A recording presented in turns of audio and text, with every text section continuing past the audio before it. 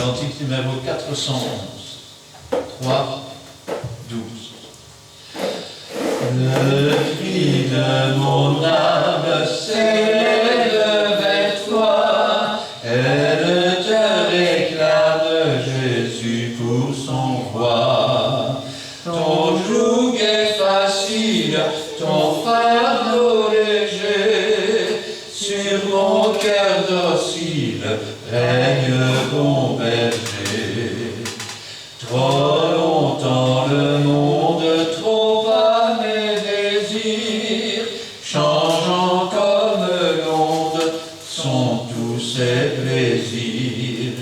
Sa joie est frivole, tout est vanité, celle ta parole est la vérité. Parole éternelle, ô Christ Rédempteur, prends-moi sous ton aile, habille dans mon cœur. Dans la nuit profonde, tiens-moi par la main, lumière du monde, luis sur mon chemin. Source de l'eau vive, pain venu des cieux, que par toi je vive, paisible et joyeux. Quand luira l'aurore du jour éternel, que je vive encore pour toi dans le ciel. Amen. Le 412.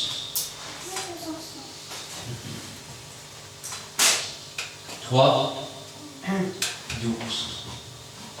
L'amour de Dieu m'appelle à lui donner mon cœur. Resterai-je rebelle à la voix du Seigneur?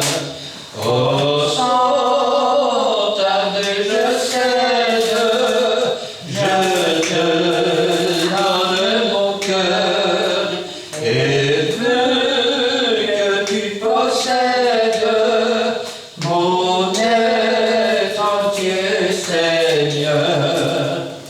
J'aimerais dans ma misère, lié par le péché, et ne sachant que faire pour être délivré. Oh, sans tarder je cède, je te donne mon cœur, et veux que tu possèdes mon être entier, Seigneur.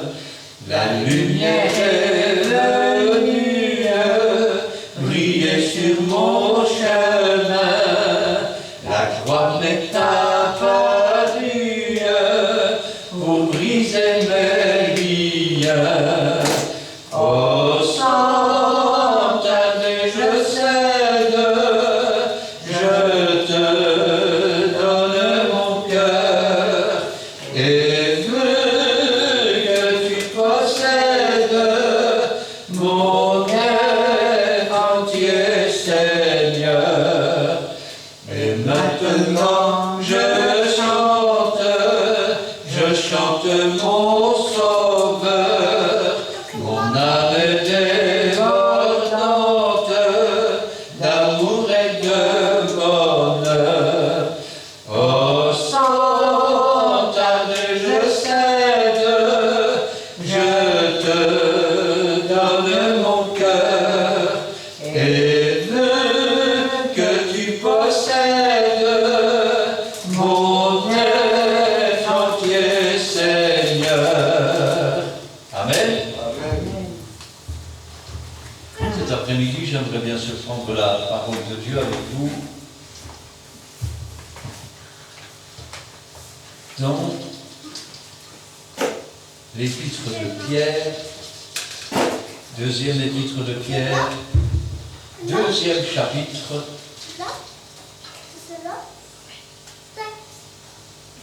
Et j'aimerais lire avec vous les 14 premiers versets. Deuxième épître de Pierre, chapitre 2, nous lirons là les 14 premiers versets. Alors Pierre, c'est presque dans le fond de la Bible, c'est après Jacques, et juste avant Jude et Jean. Je vais demander à Sylvie de remettre la parole du Seigneur entre ses mains, et Gina nous fera la lecture.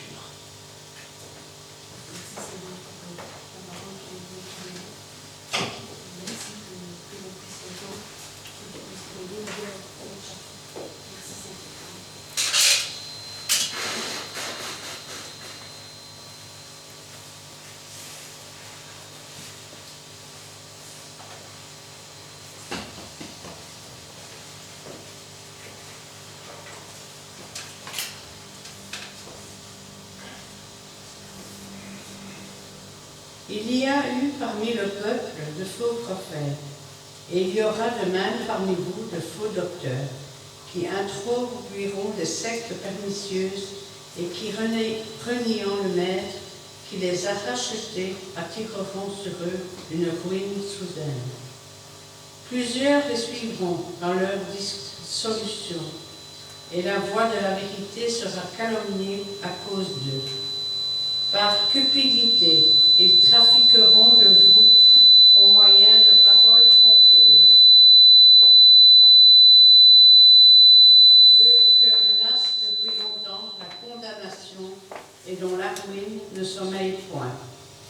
Car si Dieu n'a pas épargné les anges qui ont péché, mais s'il les a précipités dans les abîmes de ténèbres et les réserve pour le jugement, s'il n'a pas épargné l'ancien monde, mais s'il a sauvé Noé, lui huitième, ce prédicateur de la justice, lorsqu'il fit venir le déluge sur un monde impie, s'il a condamné à la destruction et réduit en cendres les villes de Sodome et de Gomorrhe, les donnant comme exemple aux impies à venir, et s'il a délivré le juste, Lot, profondément attristé de la conduite de ces hommes sans frein dans leur dissolution, car ce juste qui habitait au milieu d'eux, tourmentait journellement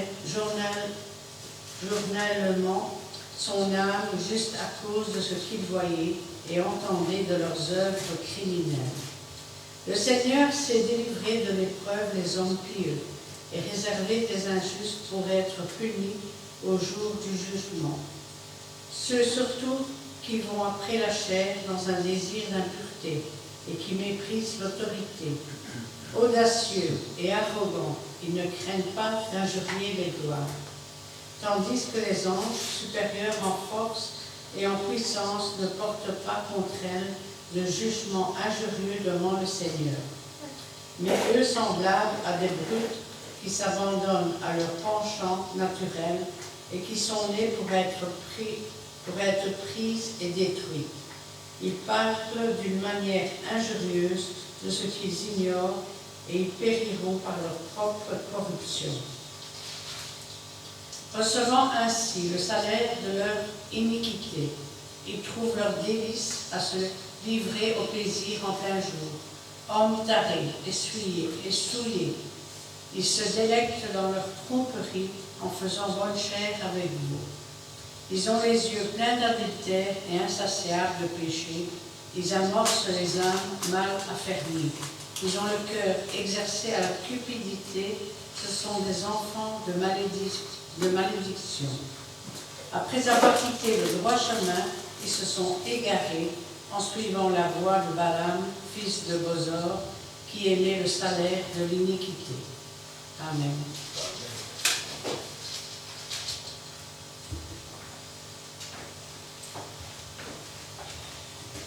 Il y a eu parmi le peuple des faux prophètes. Il y aura de même parmi vous des faux docteurs introduisant des sectes pernicieuses. Alors souvent quand on lit des choses, on ne comprend pas ce qu'on lit. Alors le mot secte signifie suivre. Ça veut dire que quand vous suivez le Christ, eh bien vous entrez dans la secte, c'est-à-dire dans ceux qui suivent quelque chose ou quelqu'un. Maintenant, quand on nous parle de secte pernicieuse, c'est suivre de façon nuisible moralement. Pourquoi nuisible? Eh bien parce que ça fait du tort. C'est-à-dire que ces faux docteurs, un docteur c'est quoi? Un docteur c'est quelqu'un qui est censé expliquer les Écritures. Mais voilà, quand on n'a pas l'amour de la vérité, eh bien on s'invente une foule de doctrines. C'est ce que la Bible dit quand elle dit, dans les derniers temps, les hommes ne supporteront plus la sainte doctrine. Ils auront la démangeaison. Un peu comme si ça les grattait quelque part. Un peu comme si ils étaient poussés à se détourner de la voie droite de Dieu pour emprunter des chemins qui sont nuisibles moralement. C'est-à-dire quoi, nuisibles moralement? Eh bien, il suffit de regarder sur Internet certaines églises. Il n'y a plus de morale. Ça va du viol des enfants, ça va, je vais dire, de l'adultère, ça va, comme dans certaines églises, à tout ce qui est moralement répréhensible. La Bible nous dit que dans les derniers temps, des faux docteurs enseigneront de ne pas se marier. Il paraît que c'est diabolique de se marier, d'après certaines églises ou certains faux docteurs. J'ai même entendu dire que si les femmes prêchent aujourd'hui sur la tribune, c'est à cause du mariage. Alors laissez-moi vous dire que les pasteurs étaient mariés depuis des siècles et des siècles et des siècles. Paul avait une épouse, Pierre avait une épouse, les frères du Seigneur avaient des épouses. Et ça n'empêchait pas que les femmes gardaient leur place et leur utilité dans l'Église et que les hommes prêchaient l'Évangile. Alors pourquoi les femmes prêchent aujourd'hui, me direz-vous? Alors ce n'est pas à cause du mariage, c'est parce que, je pense que c'est en 1900, combien, Gina? J'ai regardé tout à l'heure sur Internet, mais je ne sais plus. Non, entre 95 et 97, je sais pas. Oui, autour des années 90, comme 95, 97, autour de ces années-là, une publication apparue dans le journal Le Soir. 189 sectes. Parmi elles étaient citées notamment les églises évangéliques, les églises baptistes, les églises pentecôtistes, les églises catholiques. Toutes les églises.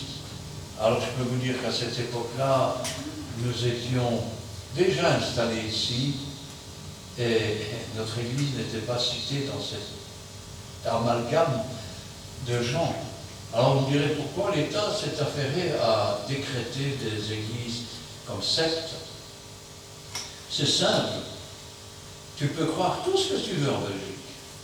Si tu as envie de faire la secte de la soupe, tu vas suivre la soupe. Tu as envie de faire comme en France, il y a une secte qui s'appelle la secte des adorateurs de l'oignon. Tu pourras adorer l'oignon pendant qu'on suce le pognon et tu n'auras toujours pas senti l'oignon. Mais ça, c'est autre chose. Après cela, ces églises ont commencé à paniquer. Pourquoi étaient-elles décrétées comme secte? Parce qu'elles n'obéissaient pas à la loi. Parce que les comptes n'étaient pas tenus. Parfois, sur des papiers, des boîtes à cigarios, on mettait les tickets de caisse ainsi, il n'y avait pas de livre de compte, il n'y avait rien du tout. Et parfois même, il y en avait qui en profitaient pour détourner de l'argent. Quand cela est arrivé, est apparu un homme qui a décrété qu'il sortait des églises unies protestantes de Belgique. Comme on ne peut pas citer de nom, ben j'en cite pas, mais beaucoup le reconnaîtront. Et il a commencé à rassembler toutes les églises à condition que ce ne soient pas des églises épubes. Église protestante unie de Belgique, hein, à condition que ce ne soient pas ces églises-là. Et lorsqu'il les a tous rassemblés, vous savez ce qu'il a fait avec? Il les a tous ramenés à l'épube. Sauf que quand ils ont demandé pour faire partie de l'épube, on leur a dit non. Et à partir de là, ils ont continué à avoir, je vais dire, des relations avec ces églises pour essayer d'y entrer. Aujourd'hui, enfin à l'époque, quand ils ont commencé à être reconnus par l'État, ils étaient financés à 50%. Ce qui est déjà pas mal, parce que je peux vous dire qu'une église unie protestante de Belgique, petite église normale, eh bien, elle recevait comme subside environ 800 000 francs par an, il y a 25 ans d'ici. Pas oublier non plus les frais pour la femme d'ouvrage, les vases sacrés et compagnie. C'est comme cela qu'ils sont devenus des églises d'État. Et c'est comme ça que dans l'État, eh ben, il ne peut pas y avoir de discrimination entre les hommes et les femmes. Et c'est comme ça que les femmes sont montées sur les tribunes. Parce que là où tu dis que la femme ne peut pas prêcher et que tu es payé par l'État, on te dit stop.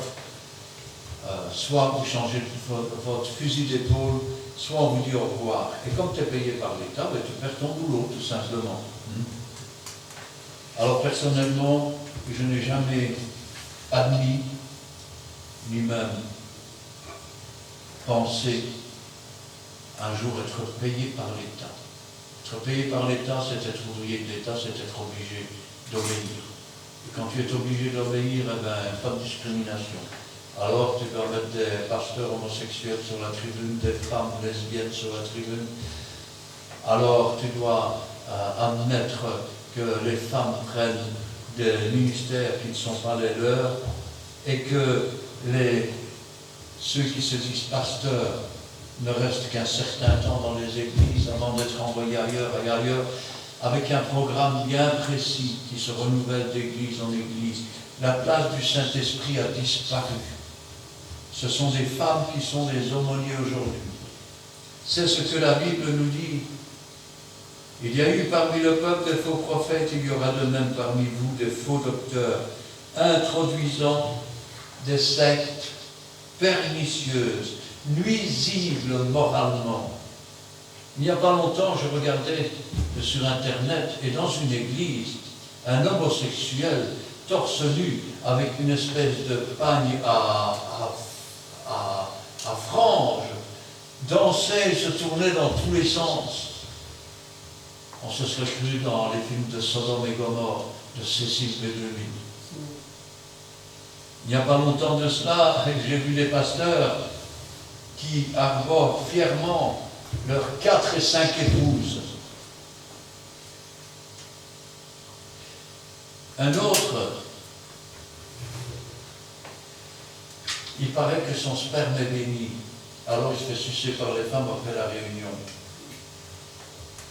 Un autre qui faisait les baptêmes des femmes toutes nues dans des bassines d'eau. Le premier les lavait et le deuxième les roignait de vide. Cherchez où est l'erreur. De plus en plus de sectes pernicieuses qui portent atteinte à la morale, qui portent atteinte, je vais dire, à la chasteté, qui portent atteinte à la sainteté, et qui, reniant leur maître, qui les a rachetés, ils renient le maître qui les a rachetés. On ne parle pas de gens qui n'ont pas été rachetés. On ne parle pas de gens qui n'ont pas accepté Jésus-Christ un jour.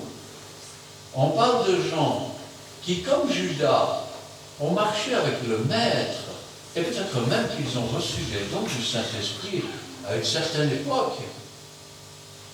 Mais ils ont confondu leur propre attirance pour la déchéance, pour le péché, pour leur propres désirs. Ils ont confondu tout cela avec la doctrine de la parole de Dieu. Combien de fois je l'ai dit? Je pourrais faire un livre de 1000 pages qui donne raison aux témoins de Jéhovah. Mais si je prends les 1000 et quelques pages de la Bible, je dois dire non. Je pourrais donner raison aux catholiques avec un livre de 1000 pages. Mais si je prends les 1000 et quelques pages de la Bible, je dois dire non. Je pourrais donner raison aux églises unies protestantes de Belgique et faire un livre de 1000 pages leur donnant raison. Mais si je prends les pages de la Bible, je ne peux pas leur donner raison. Je pourrais donner raison aux assemblées de Dieu, pourquoi pas, et faire un livre de 1000 pages, mais quand je prends les 1000 et quelques pages de la Bible, je dois dire non. Je suis désolé. Quand je pense à cela, je me dis, où sont-elles toutes ces églises aujourd'hui? Que se passe-t-il dans leur église aujourd'hui? On a fait rentrer des groupes rock. On danse le rock dans l'église. Vous savez, il y a 40 ans d'ici, il y avait des églises où on dansait le cha-cha-cha et le twist. Où elles sont ces églises aujourd'hui? Nous voyons que le Seigneur revient bientôt et que tout ce qu'il avait écrit, l'amour du plus grand nombre refroidit. Jésus avait dit, trouverai-je la foi lorsque je reviendrai? La question nous est posée, la réponse nous appartient, de dire oui Seigneur, tu trouveras la foi dans ta parole quand tu reviendras et en moi. Ou alors, Seigneur, je veux bien, mais il ne faut pas exagérer, hein, parce que moi j'ai mes petits désirs, j'ai ma petite vie, j'aime bien ma petite liberté. Plusieurs les suivront dans leur dissolution. Il n'est pas dit que parce qu'ils enseignent le mensonge, parce qu'ils se sont détournés de la voie droite et ont commencé à faire rentrer le monde avec le prince du monde et le péché du monde dans les églises, que leurs églises seront vides. Je vous rappelle que du temps d'Élie, Élie disait, je suis resté moi seul pour te servir. Et Dieu dira, non, il y en a qui n'ont pas fléchi les genoux. Il se trouvera tout seul face à 400 prophètes de Baal et 350 d'Astarté, ou l'inverse. Mais qui avait raison? Dieu a toujours raison. Quand bien même un ange dirait autre chose, Dieu a raison. Que cet ange soit voué à la destruction. Ainsi donc, plusieurs les suivront dans leur dissolution. Plus c'est dégoûtant, plus c'est, je veux dire, on entre dans le monde avec, je veux dire, l'esprit du prince du monde, avec le péché dans l'église, et plus ça attire du monde. Vous savez, ça a commencé déjà il y a 20 ans d'ici, dans certaines églises qui se disaient de Pentecôte. On faisait venir les jeunes filles avec des jupes plissées pour danser sur la tribune. Plus elles tournaient, plus les jupes se levaient. Et plus dans l'assistance, on entendait « Alléluia, Alléluia !» Scandaleux. Jusqu'où comptez-vous aller? Quand est-ce que vous allez vous réveiller? Réveille-toi, toi qui dors. C'est marqué, je pense que c'est dans Éphésiens. Réveille-toi, toi qui dors. Quand est-ce que tu vas ouvrir tes yeux? Quand est-ce que tu vas te repentir? Quand est-ce que tu vas dire, c'est vrai dans le fond, petit à petit, regarde où on en est aujourd'hui, regarde ce qu'on fait dans notre église aujourd'hui. C'est pas normal. Ça s'est jamais fait avant. Jésus revient bientôt, mon ami. Jésus revient bientôt.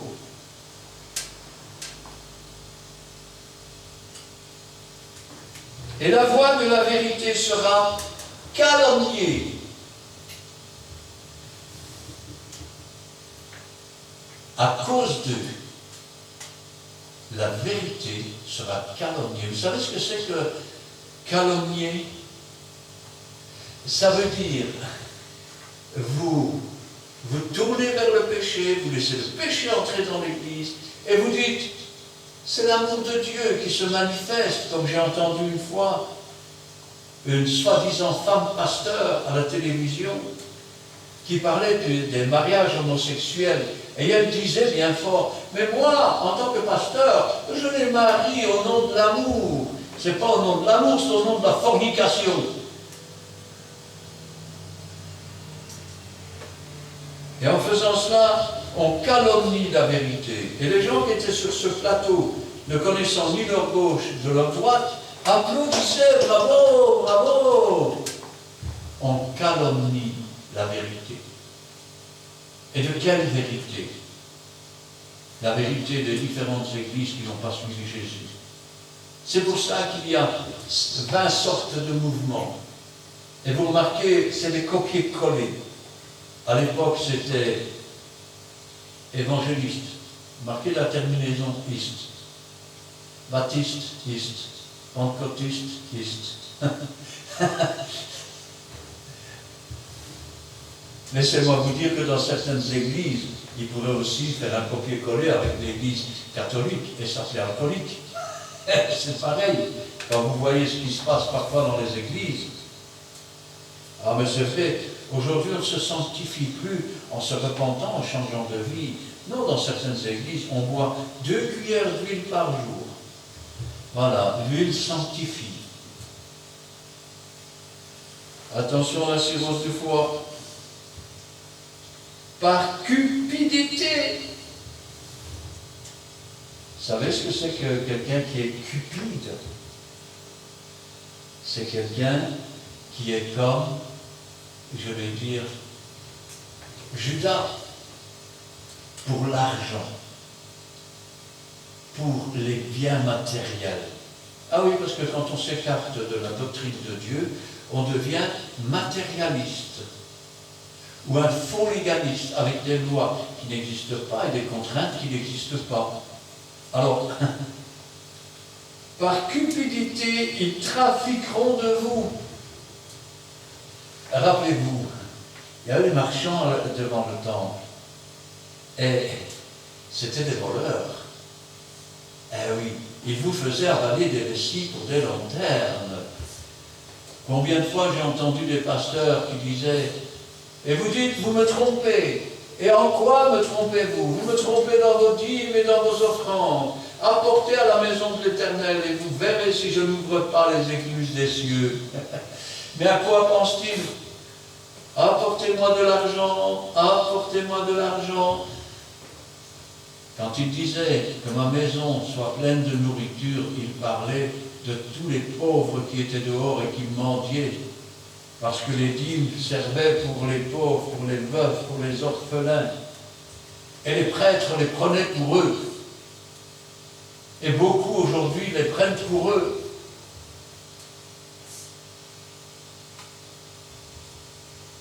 Mais nous avons besoin de matériel chez nous. Donc, on ne donne rien pour les pauvres. Comprenez bien qu'on ne peut pas tout faire non plus, n'est-ce pas? C'est sans doute ce que disaient les sacrificateurs. C'était quelque temps avant de demander la crucifixion de Jésus. Parce que quand vous agissez comme ça, vous allez crucifier Jésus par vos œuvres, par vos actes. Eux, ils trafiqueront de vous au moyen de paroles trompeuses, au moyen de paroles mensongères.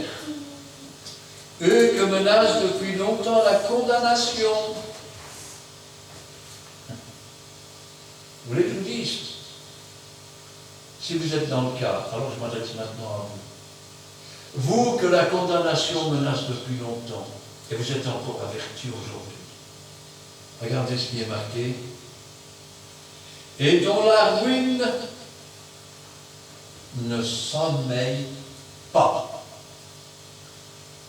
Votre ruine ne sommeille pas. Elle est éveillée. Pourquoi? Parce que spirituellement, vous vous êtes endormi. Parce que pendant que vous dormiez, un voleur est entré dans votre maison.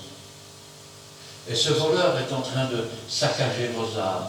Et il est en train de vous conduire à saccager ceux que vous devriez conduire comme des brebis du Seigneur. Vous en faites des pécheurs 3 fois pires que vous. Vous n'entrez pas et vous les empêchez d'entrer. Vous êtes comme un sépulcre blanchi. De l'extérieur, vous êtes des parfaits petits saints, soi-disant, parce que vous obéissez à la parole de Dieu, que vous avez honteusement tronqué, dont vous avez tordu le sens des Écritures. Et vous dites, nous sommes saints, ne nous approchez pas. Mais vous êtes corrompus. Vous êtes plein d'ossements de mort à l'intérieur et de rapines. Si les anciens étaient là, vous savez ce qu'ils vous diraient? Race de vipères, bande de serpents, qui vous a appris à échapper à la colère à venir? Portez donc du fruit de la repentance. Changez de vie. Détournez-vous de vos attitudes mensongères. Le père du mensonge, c'est le diable. Tu es le frère du diable ou tu veux être le frère de Jésus?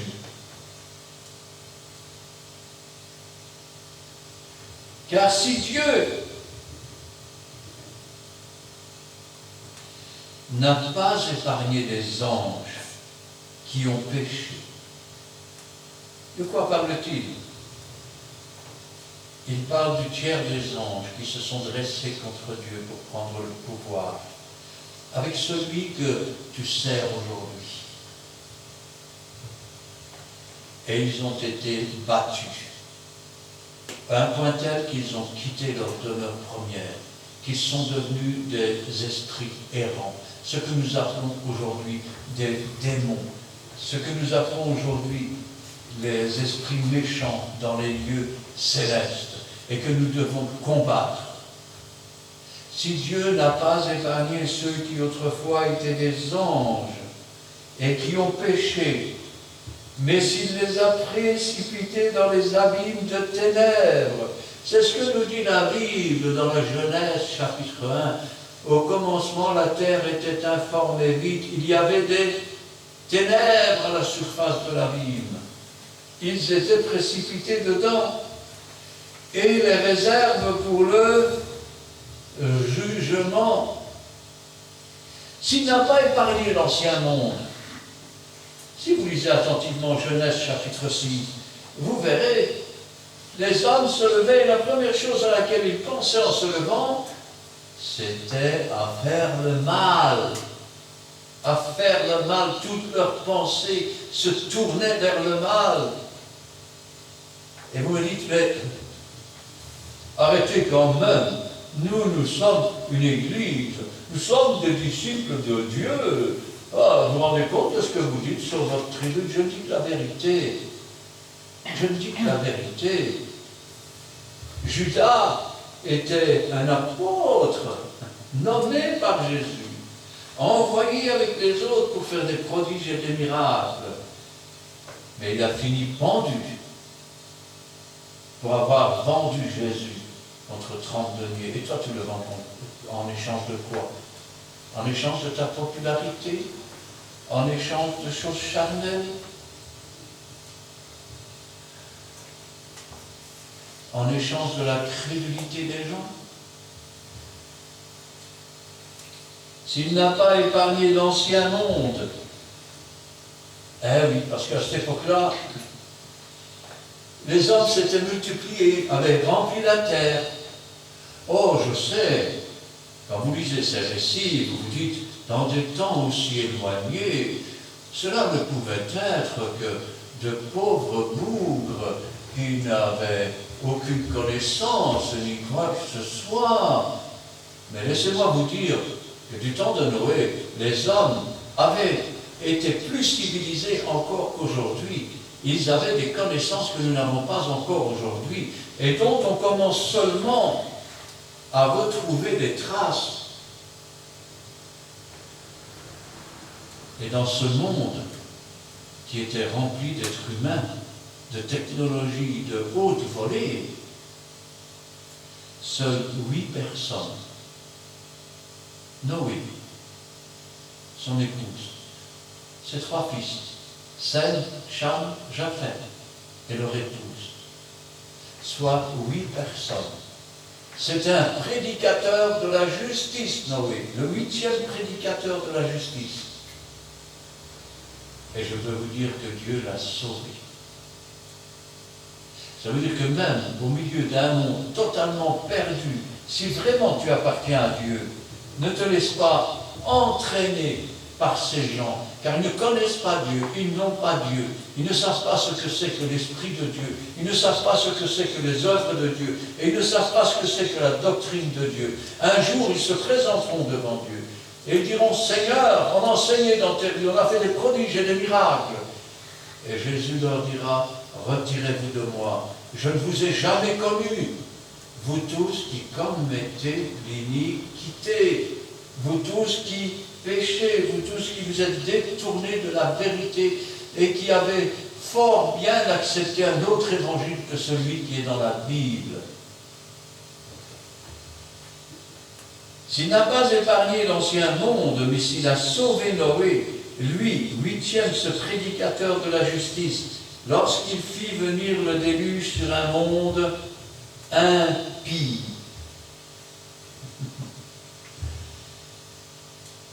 Quand on lit cela, on ne réalise pas. Alors, je vais essayer de vous traduire autrement. Noé vivait pieusement. Comme au jour de la Pentecôte, il y avait des hommes venus de toutes les nations, hommes pieux. Ils vivaient pieusement. Mais dans le monde, les gens vivaient dans l'impiété. C'étaient des impies. Car quand on vit dans l'impiété, on est un impie. Et c'est ce que la Bible nous dit. Lui, 8e, ce prédicateur de justice, lorsqu'il fit venir le déluge sur un monde d'impies, s'il a condamné à la destruction et réduit en cendres les villes de Sodome et Gomorrhe. Quand on parle d'homosexualité, pourquoi croyez-vous qu'on parle de sodomie? Pourquoi cette ville portait le nom de Sodome?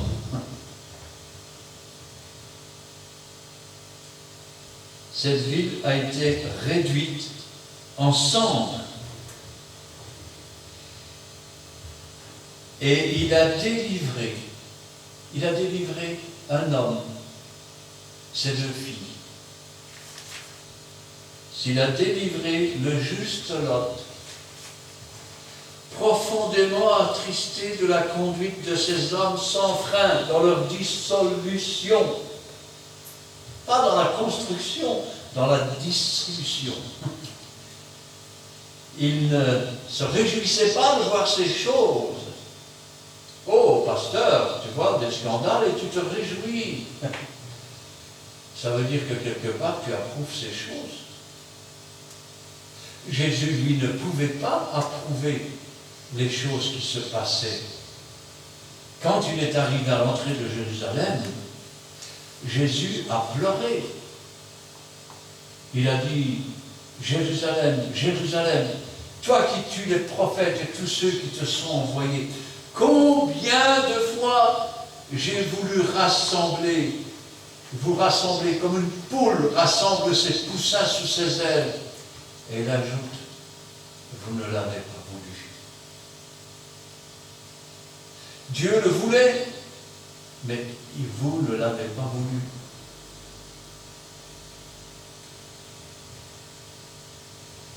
S'il a délivré le juste Lot profondément attristé de la conduite de ces hommes sans frein dans leur dissolution.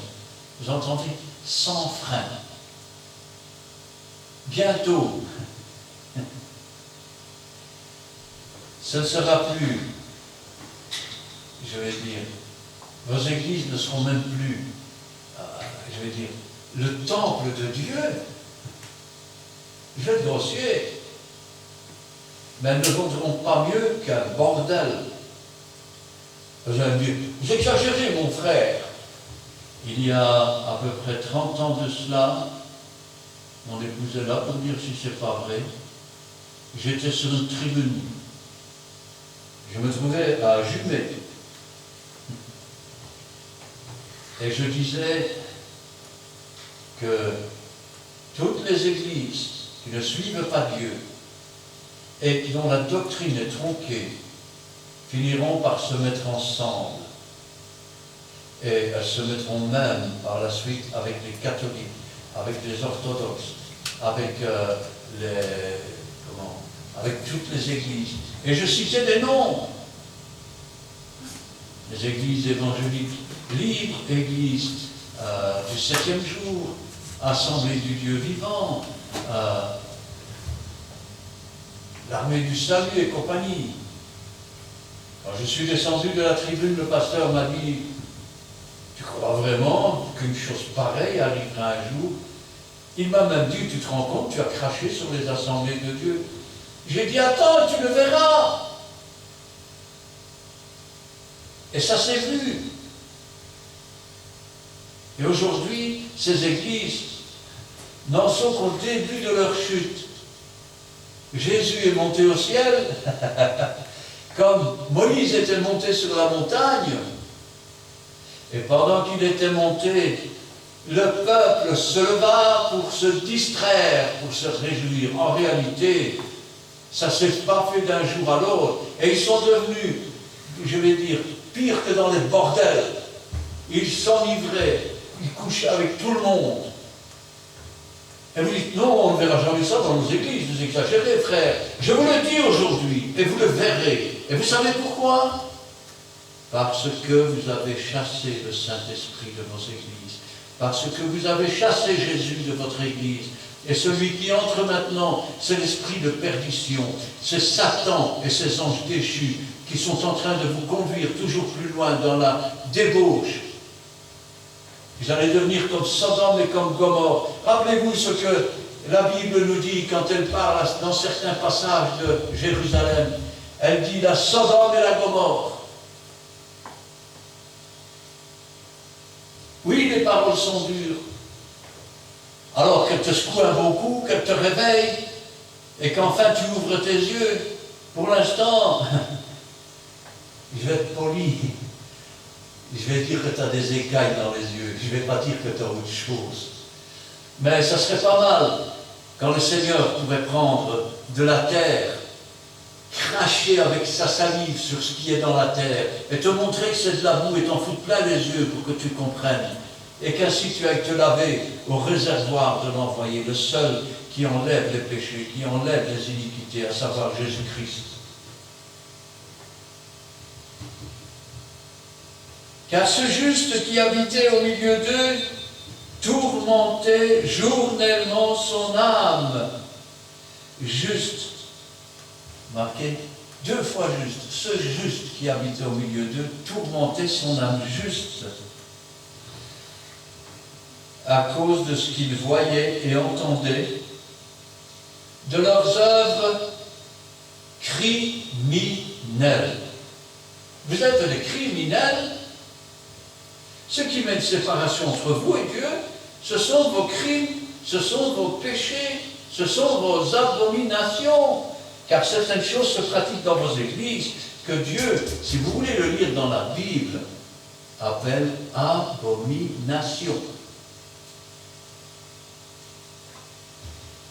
Et je vais aller plus loin, parce que chaque fois que vous voyez le terme abomination à côté d'une chose que Dieu ne veut pas, c'est parce que derrière ce mot abomination se cache l'action d'esprits méchants.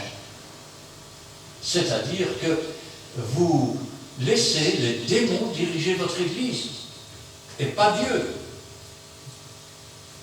Et vous dites: arrêtez, vous exagérez. N'avez-vous jamais lu dans le livre de l'Apocalypse, si vous ne croyez pas que ce soit possible, je te donnerai ceux de la synagogue de Satan.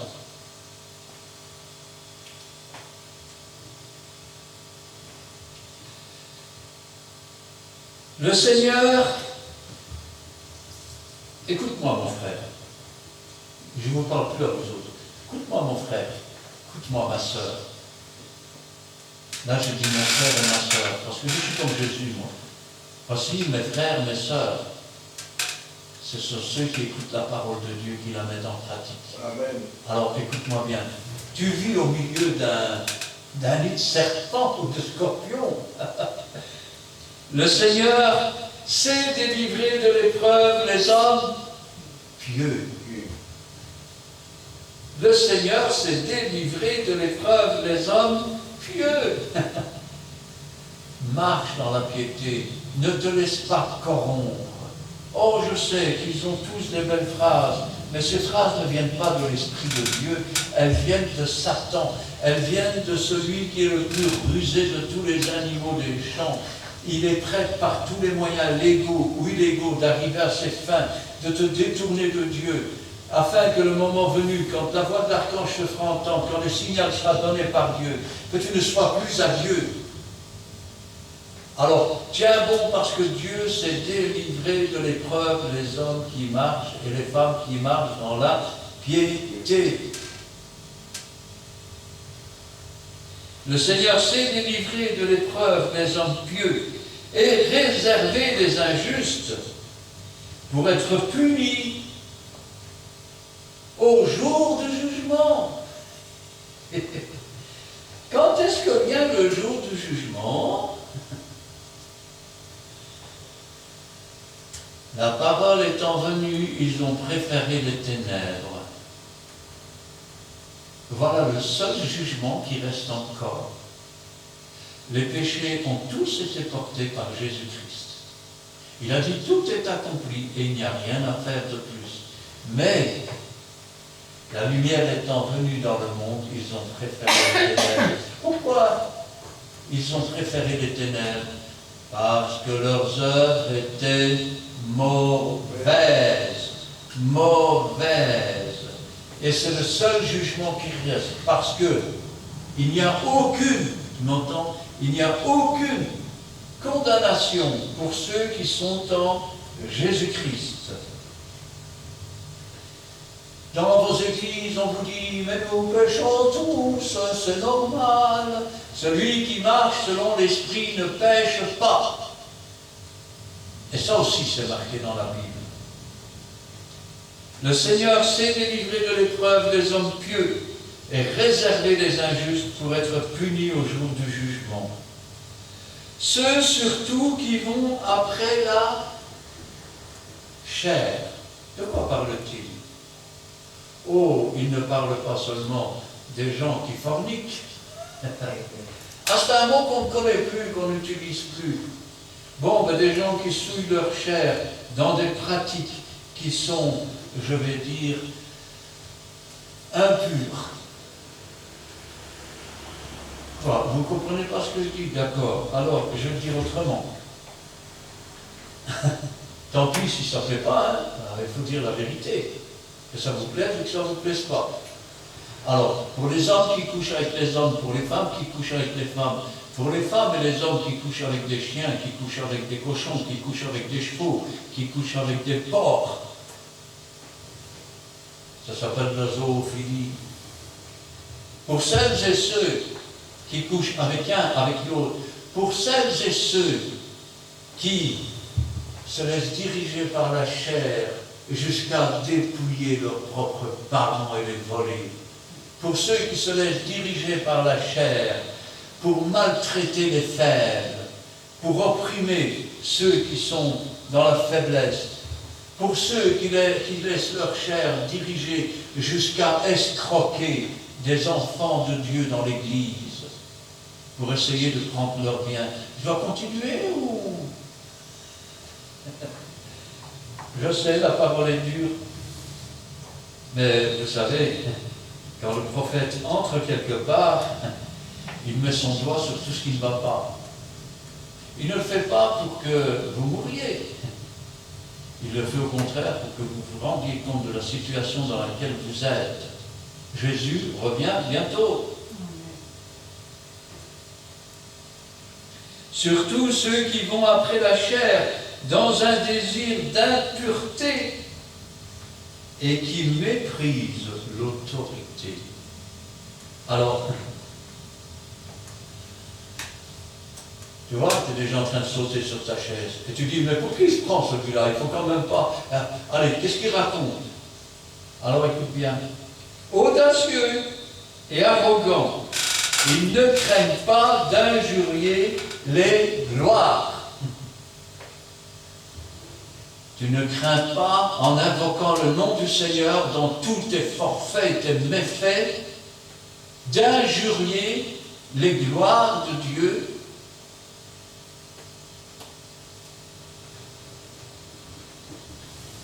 Ça ne te dérange pas d'insulter Dieu en disant, mais Dieu a dit que c'est tout à fait normal. Non, c'est pas normal. Tu es un homme ou une femme taré. C'est ce que c'est quelqu'un qui est taré. C'est quelqu'un qui est fou. C'est quelqu'un qui... Vous savez, quand on prend un véhicule, hein, vous avez la taxe du véhicule, vous avez la charge, et puis vous avez le total. Vous, vous êtes taré. Vous savez, ça veut dire quoi, taré? Ça veut dire que vous êtes là, mais qu'il n'y a rien dedans. Aucune intelligence. Ça veut dire aussi que vous êtes sans l'Esprit de Dieu. Et vous pensez être spirituel. Vous entreriez dans cette église, vous n'auriez pas un mot à dire. Je vous regarderai et je vous dirai, arrière de moi, Satan. Ou je vous dirai, qui t'a appris que tu as échappé à la colère qui est à venir? Montre du fruit de la repentance. Oh, vous dites, mais qu'est-ce que c'est que ce mec? Quand tu fais des choses chez moi, tu es excommunié. Ça veut dire que tu ne peux plus participer au Saint-Repas, tu ne peux pas participer à aucune charge dans l'Église. Pourquoi? Parce que Dieu est un Dieu d'ordre. Et quand tu fais rentrer le désordre dans l'Église, et que tu laisses ce désordre régner, il n'y a plus, je vais dire, de travail pour Dieu, il n'y a que de la dissolution.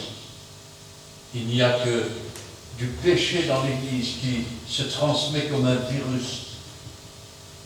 Et petit à petit, toute l'Église est contaminée, comme une mouche contamine toute l'huile, comme un peu de levure fait lever toute la pâte.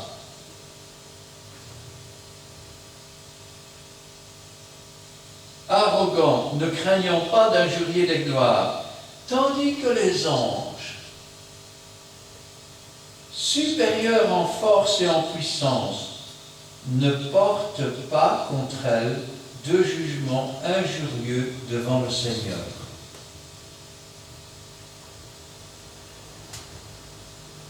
Mais vous vous rendez compte, on ne peut pas accuser un serviteur de Dieu si ce n'est que sur la déposition de 2 ou de 3 témoins.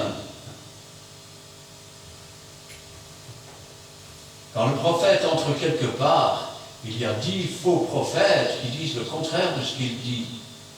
Mais le prophète parle, et il est seul. Du moins, c'est ce que vous pensez. Mais quand il parle, Jésus est à côté de lui. Quand il ouvre la bouche, c'est le Saint-Esprit qui parle. En sorte que les 3 témoins sont là. Et le 4e, qui est Dieu, approuve et marque son approbation en accomplissant les choses que le prophète a dit. Alors ne dites pas sur la déposition de 2 ou de 3 témoins et on ne peut pas parler contre un serviteur, on ne peut pas faire ceci. Vous ne connaissez que ce qui vous arrange bien pour rester dans vos péchés.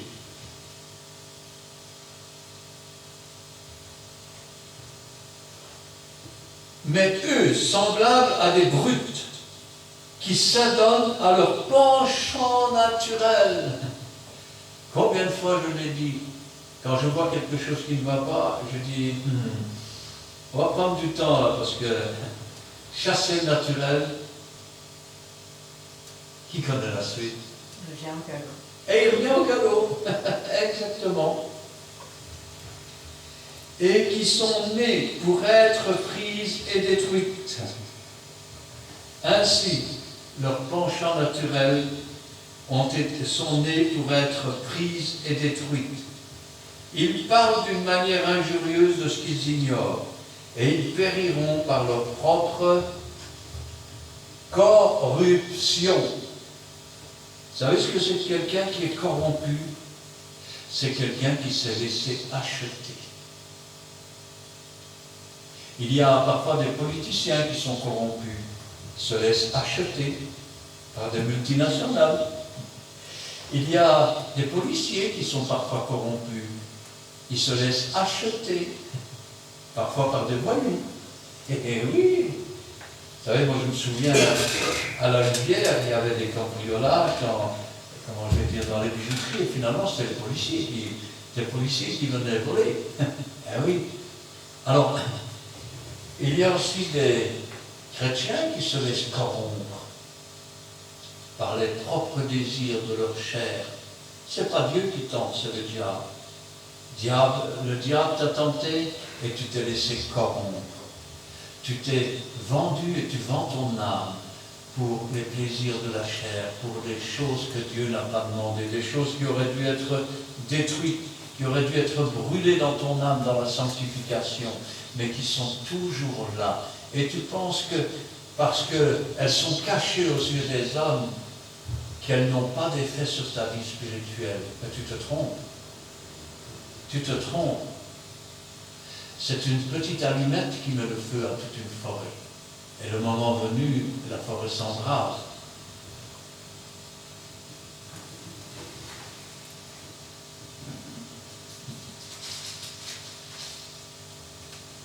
Recevant ainsi le salaire de leurs iniquités.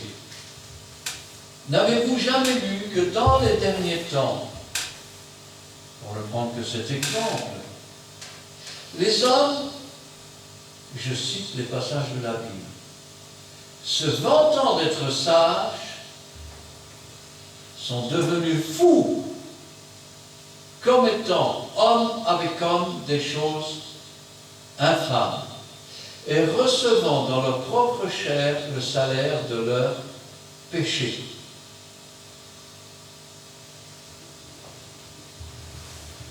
Oh, je ne parle pas du sida ou des choses comme ça, non, non. Savez-vous qu'une femme qui avorte, par exemple, eh bien, elle pense avoir trouvé la solution, étant donné qu'elle n'a peut-être pas de mari, et donc l'enfant a été avorté, il a disparu, et c'est fini. Quelques années plus tard, elle va se marier, et au moment où elle va regarder son enfant, tout va remonter à la surface. Elle va comprendre que ce qui était dans son ventre et ce qu'elle a tué, ce n'est pas un fœtus, on a donné ce nom-là. Comme ça, quand c'est un fœtus, c'est un bébé. Hein. Ce n'est pas un fœtus. Vous savez, c'est comme les prostituées. Aujourd'hui, on les a appelées les filles de joie. c'est plus. Hein, comme c'est une fille de joie, on va dans la joie, quoi. Hein, non? Et puis, le voleur ou le bon à rien, ben, c'est juste quelqu'un qui a un problème existentiel. Donc, ce n'est pas de sa faute. Il faut comprendre. En embellissant et en changeant les mots, eh bien, on a déculpabilisé. Déculpabilisé. C'est plus un vol, c'est un emprunt. Ils trouvent leur délice à se livrer au plaisir en plein jour. Qu'est-ce que veut dire cette phrase? Ça veut dire qu'autrefois, il y a 40 ans, 50 ans d'ici, et c'est là qu'on voit qu'on arrive à la fin des temps. Le pasteur qui trompait sa femme, il faisait en cachette. Personne n'était censé savoir. Ça, c'est un peu comme les curés aujourd'hui. Hein. Le curé qui est marié, la congrégation ne le sait pas, mais il est marié, il a des enfants.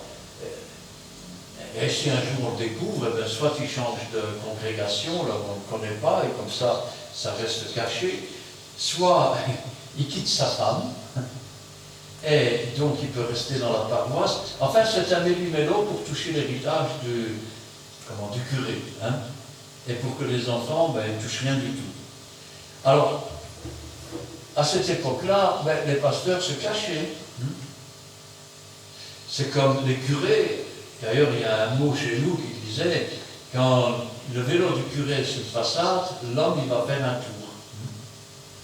Et les années ont passé, et aujourd'hui, ils le font en plein jour. Vous voyez des homosexuels qui arrivent, je suis homosexuel et je suis pasteur. Vous voyez des hommes qui arrivent, voilà ma femme, voilà ma maîtresse et voilà ma concubine.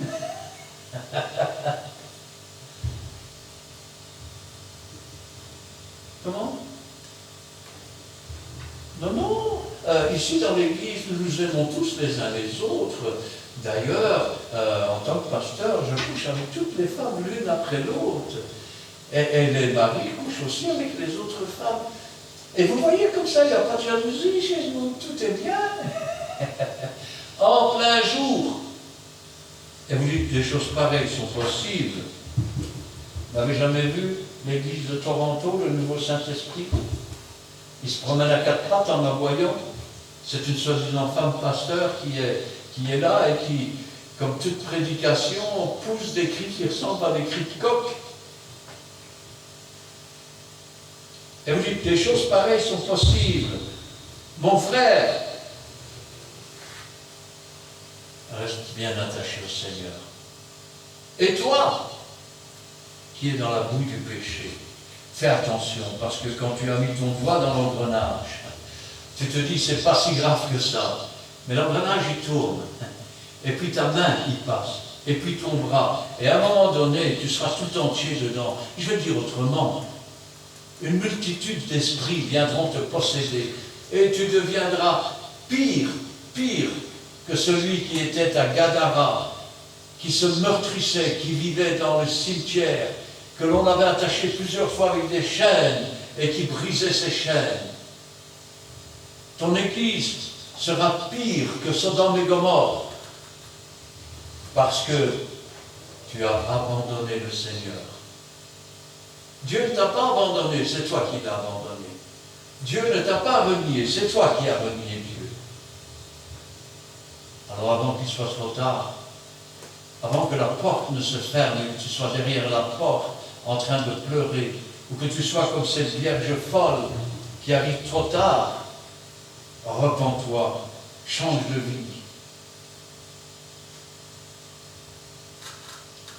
Hommes tarés et souillés, ils se délectent dans leur tromperie en faisant bonne chère avec vous. Ils ont les yeux pleins d'adultère. Et on dit, non, moi je n'ai pas les yeux pleins d'adultère.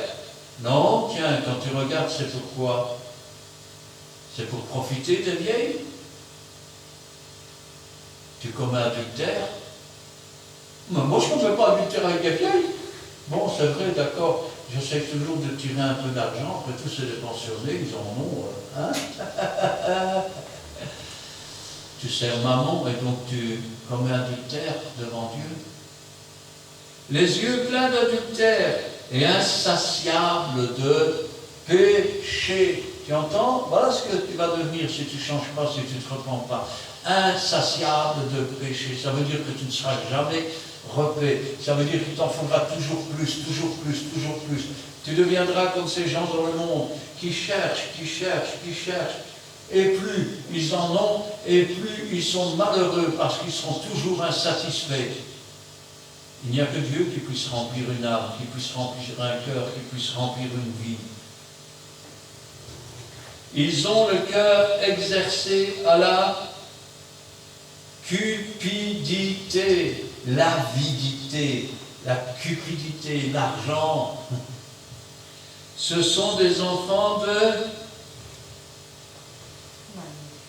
malédiction. Ils n'apportent pas la bénédiction. Ils n'entrent pas dans le royaume des cieux et ils empêchent ceux qui le voudraient d'entrer. Ça aussi, c'est marqué dans la Bible. Vous n'entrez pas vous-même dans le royaume des cieux, vous empêchez ceux qui voudraient entrer. Après avoir quitté le droit chemin,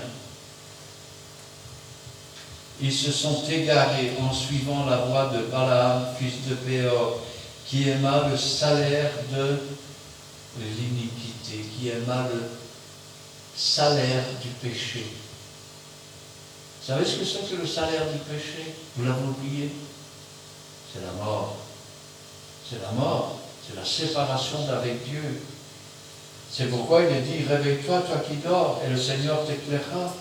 C'est pourquoi il est dit, repentez-vous, changez de vie, car le royaume des cieux s'est approché. Ne dis pas qui nous délivrera, c'est en faire descendre Jésus-Christ. Jésus est venu pour ça.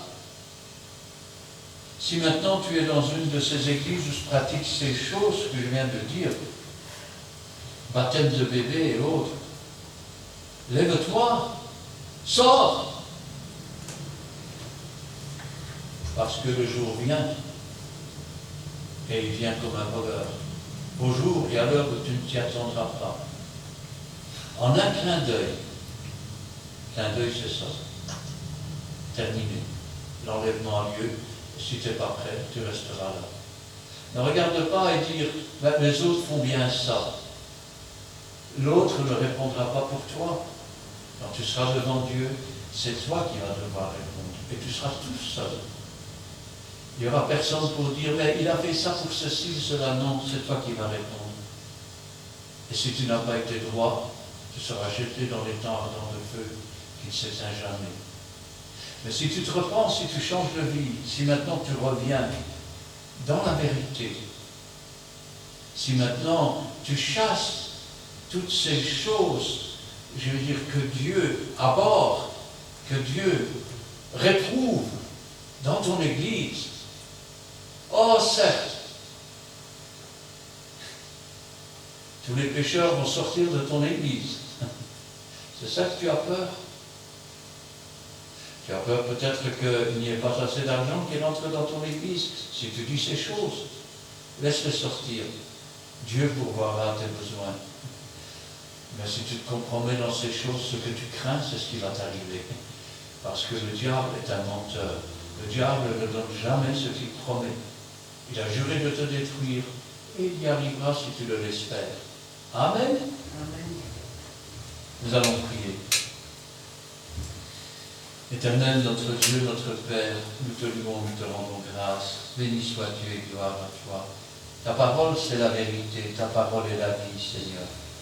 Et aujourd'hui encore, tu nous mets en garde contre ces faux docteurs, contre ces fausses doctrines, contre ces choses dégoûtantes qui se passent dans les églises, contre ces serviteurs qui sont orgueilleux et qui prétendent servir Dieu alors que leur Dieu est le diable, alors que leurs prophètes sont des faux prophètes, alors que leurs docteurs sont des faux docteurs, alors que leurs pasteurs sont des faux pasteurs, et que même leur Dieu est un faux Dieu. Aujourd'hui, Seigneur, tu me permets de dire ces choses tout haut.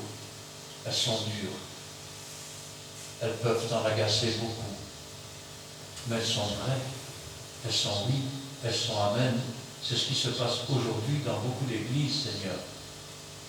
Et si personne ne sonne dans sa trompette, quand l'ennemi viendra et qu'il aura détruit, alors celui qui était sur la tour sera rendu responsable. Mais si sur la tour, Seigneur, celui que tu as placé sonne de sa trompette et que le peuple ne veut pas se lever, alors je serai innocent de ce son. Et je te remercie, Seigneur, parce qu'au moins tu sais que tu peux me faire confiance. Tu sais que tu peux me demander de dire des choses qui ne me plaisent pas non plus. Que je voudrais parfois être ailleurs, Seigneur. Je voudrais prêcher l'amour, je voudrais prêcher la beauté, je voudrais... Mais toi, tu sais, Seigneur, que le monde n'est pas beau, que le monde n'aime pas, que beaucoup se font passer pour tes enfants et qui ne le sont pas. Et ces choses sont laides, elles sont dégoûtantes. Et si personne ne les met à vue, alors comment comprendront-ils, comment sauront-ils? Béni sois-tu et gloire à toi, Seigneur, parce que tu es le Dieu vivant, tu es le Dieu vrai, tu es celui qui est, qui était et qui vient. Et nous t'attendrons, Seigneur. Je ne voudrais pas que le jour où tu viendras me prendre, tu me dises, je voulais que tu leur parles et tu ne l'as pas fait.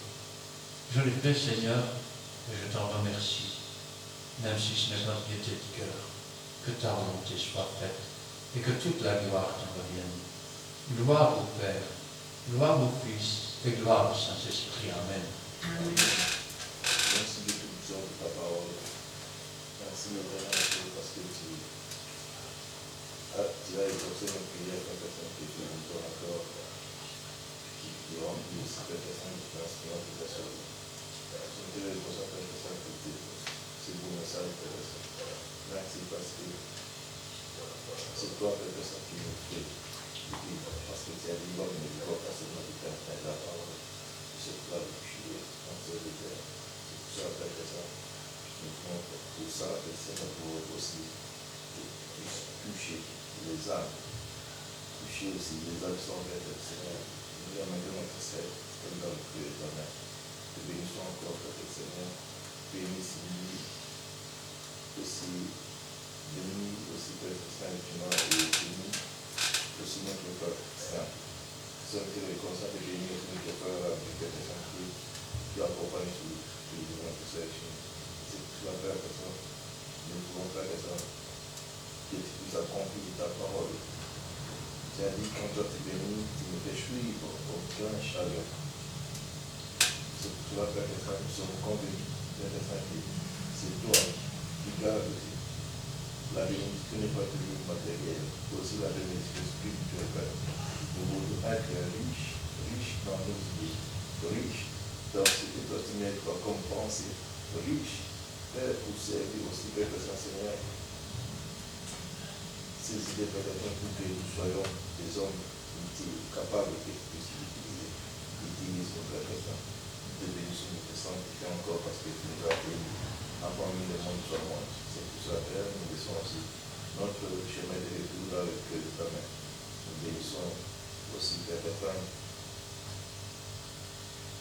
notre Dieu ici, Père Saint, notre Dieu ici qui nous reçoit aussi de chaque dernier. Parce que tu as dit, là où vous tirez, là où vos pieds pétineront, le Seigneur de ce pays sera votre Seigneur. Père, les pieds ont pétiné, Père Saint. Aussi, ce pays, nous voulons que le Seigneur de ce pays soit aussi de là. C'est pourquoi nous te bénissons, nous te sanctifions. D'avoir touché les autorités belges. Ô Père, c'est toi qui donnes tout pouvoir bien de toi, bien de Dieu. C'est pour cela, Père, nous voulons que les autorités belges soient sous tes contrôles, qu'ils prennent aucune mauvaise décision pour tes assemblées. C'est pour cela, Père, nous te remercions et te glorifions parce que tu es là, Père Saint, pour nous protéger. Tu es là, Père Saint, pour nous détourner des chemins comme tu as détourné le chemin de Balaam. Nous te bénissons, nous te sanctifions, Père Saint, parce que tu es tout puissant. Merci, Père, des bonnes choses que tu as pour nous, qui sont réalisables. Oh Père, nous te bénissons encore. Nous restons avec la crainte de ton nom. C'est pour la Père Saint. Jouez-nous qui nous parle. Dans ces messages qui nous a parlé aussi, Père Saint. Seigneur, nous voulons pas être ces gens-là, les stupides, Père Seigneur. Oh Père, protège-nous par ta main sainte. Protège-nous, Père Saint. Que ta main sainte nous sert comme de Dieu. Nous devons fréquenter aussi des hommes aussi pieux. C'est pour ça, parce que toi, tu sauves, Père Saint. Oh Dieu puissant, nous te bénissons. Que ta parole se réalise dans notre vie. C'est pour cela, Père, sauve-nous, Père Saint, aussi de cette pandémie. Parce que tu es là pour nous sauver, tu es là pour nous protéger. Nous te glorifions, Père Saint, nous voulons aussi te témoigner dans les jours à venir que tu as mis fin à cette manigance de santé, la famille, nous te sortir comme ça parce que pour témoigner c'est un grand, gros Dieu tout-puissant. Merci Père Saint pour les bonnes choses que tu as proyées. Ouvre Père Seigneur, fais révolter ces gouvernements qui encore ouvrent des manigances pour faire souffrir Père Saint tes églises. Oh, tes peuples souffrent parce que rien que Père, en étant confinés, la libre dépression Père Saint Seigneur, que les autres sont déjà en dépression parce qu'ils sont confinés. C'est pour cela que nous sommes te bénissons, te glorifions. Mais fin, si cette pandémie comme nous a mis fin à la peste et au lait professant, oh Dieu tout-puissant, nous savons que tu es fort. Nous avons un Dieu fort. C'est pour cela, Père, nous comptons sur toi. C'est pour cela, Père, en ton toi, nous relevons nos têtes qui est si longtemps courbée. Nous devons faire tout ceci. Il y a 3 ans, nous sommes restés dans la maison. Regardant les infos, nous effrayer avec tous ces mouvements de pandémie. Comme Jonas a fait 3 ans dans le ventre des poissons. Nous voulons que tu puisses vomir peut-être ce mauvais vent de Covid. Comme Jésus le Seigneur a fait 3 jours dans le tombeau de Père Saint. Nous voulons que Père, si je peux être si je peux être tout le monde Père Seigneur pour que ton peuple puisse trouver la liberté. Gloire au Père, gloire au Fils et gloire au Saint-Esprit. Amen. Amen. Merci Seigneur pour ta présence et ton amour. Merci pour ta parole de nous aujourd'hui. Parole qui a été donnée par la bouche de ton serviteur. C'est vrai qu'aujourd'hui, tu mets en garde ton peuple. Tu nous as avertis des faux prophètes, des faux docteurs. Et tu nous donnes des conseils contre la fausse doctrine.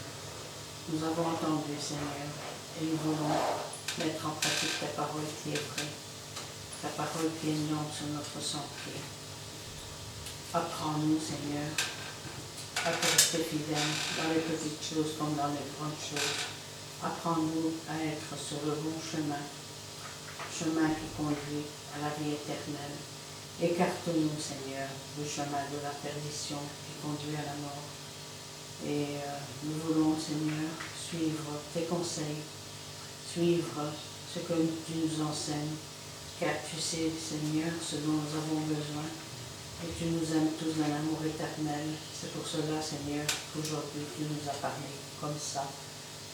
Arme-nous de force et de courage, oh mon Dieu.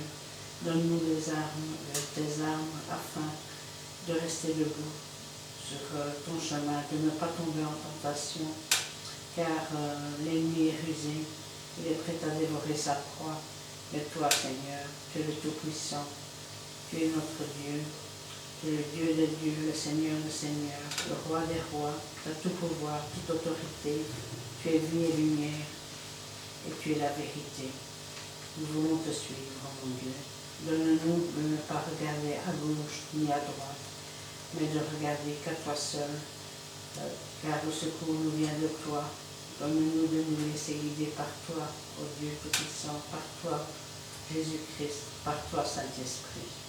Et pardonne-nous nos péchés, nos iniquités, nos manquements, mauvaises pensées, mauvaises actions.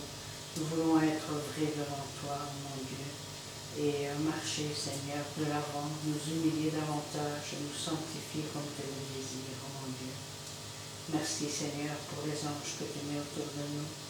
Merci pour le sang précieux de l'agneau qui nous protège.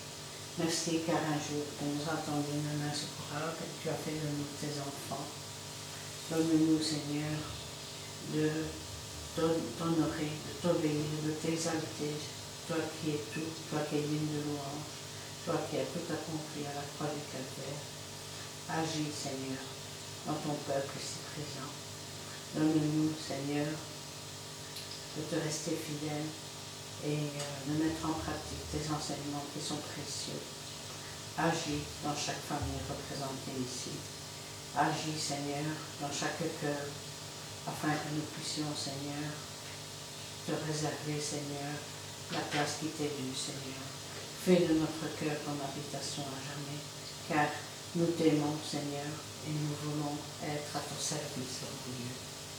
Agis dans ce monde, oh mon Dieu, car tu vois, Seigneur, tout est mensonge, oh mon Dieu, tout est ruse. Interviens pour cette pandémie, Seigneur, comme le pasteur Edo l'a dit. Agis, Seigneur, brise tout esprit de vaccination, Seigneur. Fais surgir tous les mensonges à la surface et que ta vérité éclate, oh mon Dieu. Au nom puissant de Jésus-Christ, Seigneur. Protège ton peuple, oh mon Dieu. Protège tes enfants. Protège ton Église, oh mon Dieu. Et que toute la gloire t'en revienne. Gloire au Père, au Fils et au Saint-Esprit. Amen. Amen.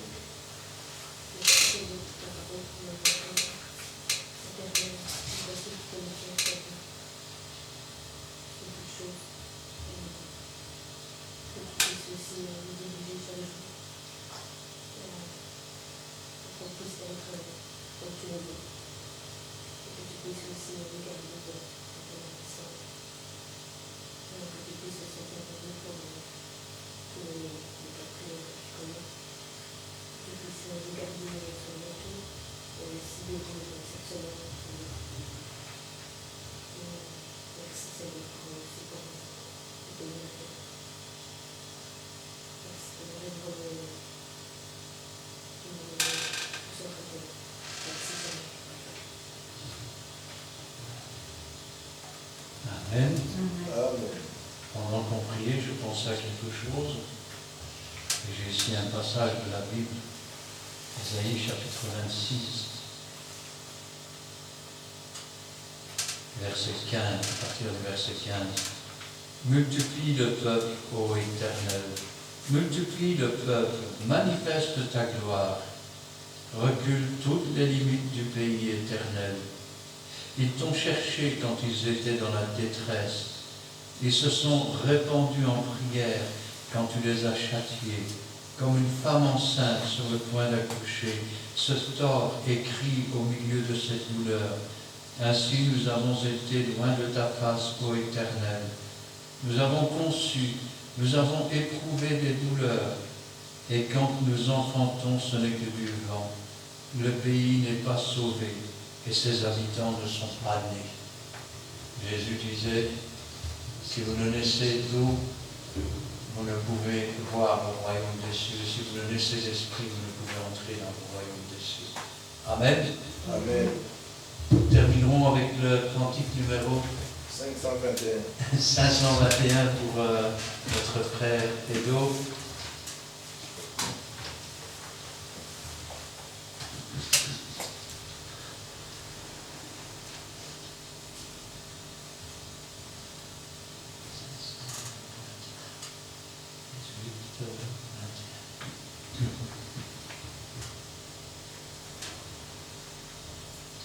Trois, quatre.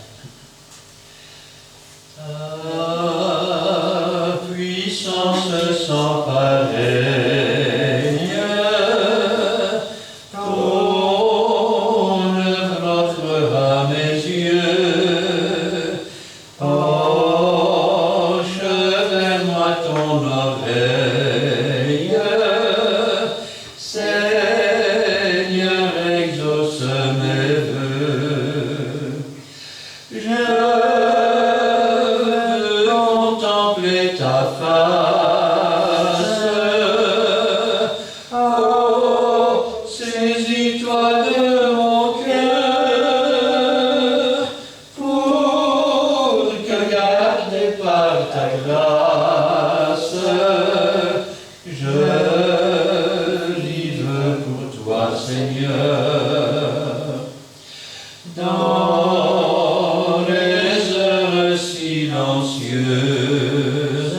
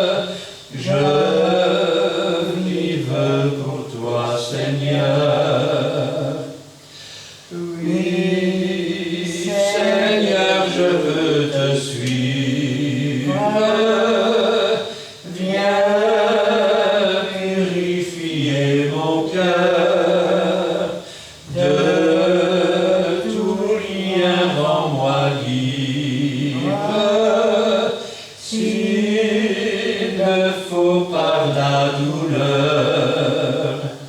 Je veux contempler ta face. Oh, saisis-toi de mon cœur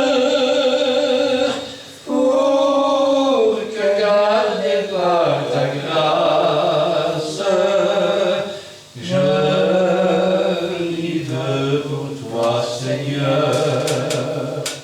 Amen. Amen. Et le 410.